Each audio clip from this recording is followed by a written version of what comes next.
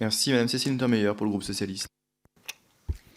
Merci, Monsieur le Président. Donc, c'est un dossier qui ne cesse de nous être présenté depuis des années et qui permet au demeurant de mesurer l'obstination des lobbies et du lobby des juristes d'entreprise. En effet, c'est une disposition qui a été insérée à la hâte dans le texte d'orientation et de programmation du ministère de la Justice par un amendement d'un sénateur centriste qui a été ensuite censuré par le Conseil constitutionnel. Il revient aujourd'hui sous la forme d'une proposition de loi de la majorité. En fait, parce que c'était un cavalier, mais le Conseil constitutionnel a bien pris soin de dire que ça n'était pas exempt de possibilités également de problèmes constitutionnels qui peut d'ailleurs être posé et que je relèverai. En fait, ce sujet a été discuté par un groupe de travail des États généraux de la justice et sans aller jusqu'à la stricte confidentialité, ce groupe proposait de réfléchir sur la confidentialité des consultations des juristes d'entreprise, ses justifications et ses conséquences. Et ensuite, le groupe de travail s'est emballé et on s'est retrouvé avec une proposition. Il nous a présenté donc une proposition de loi sans étude d'impact et sans avis du Conseil d'État, donc pas documentée sur les besoins réels. Le seul argument est celui de la compétitivité juridique avec les autres États, principalement anglais et américains.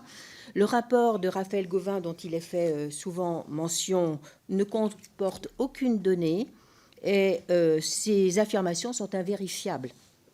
Et on en parle depuis des années. L'impossibilité pour les juristes d'entreprise de pouvoir opposer la confidentialité de leur avis serait l'une des principales motivations des entreprises amenées à localiser leur direction juridique en dehors de la France.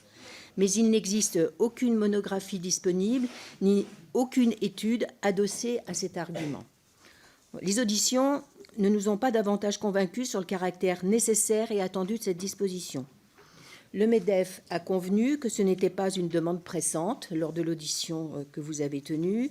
Et localement, je le constate. Dernièrement, nous avons reçu une note transmise par le MEDEF sur les mesures à prendre pour notre économie. Et à aucun moment, il n'évoque ce sujet.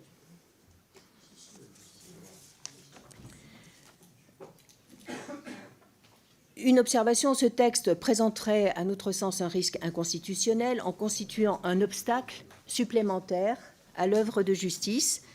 Ce sont des magistrats qui le disent. Le dispositif, certes, il faut bien l'admettre, va entraver les enquêtes administratives et par voie de conséquence limiter l'action pénale dans des domaines essentiels, concurrence, droit des marchés des capitaux, lutte contre le blanchiment et le financement du terrorisme. Une enquête administrative précède souvent le pénal. Donc supprimer les moyens d'une enquête administrative, c'est limiter fortement l'accès au pénal.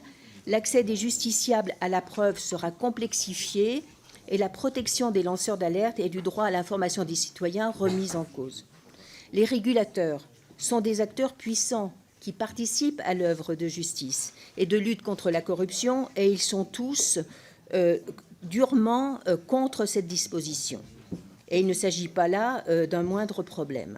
Enfin, le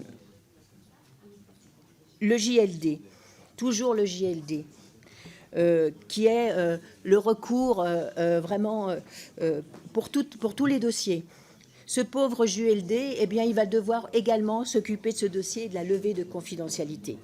Est-ce bien raisonnable, dans l'état où est notre justice, que d'aller confier au JLD une tâche supplémentaire sur la levée de confidentialité? Enfin, s'ajoute la cohabitation du secret professionnel et de l'avocat et de la confidentialité du juriste d'entreprise qui ne sera pas simple. Il nous importe, nous, de mesurer l'application des propositions de loi que nous proposons. Merci.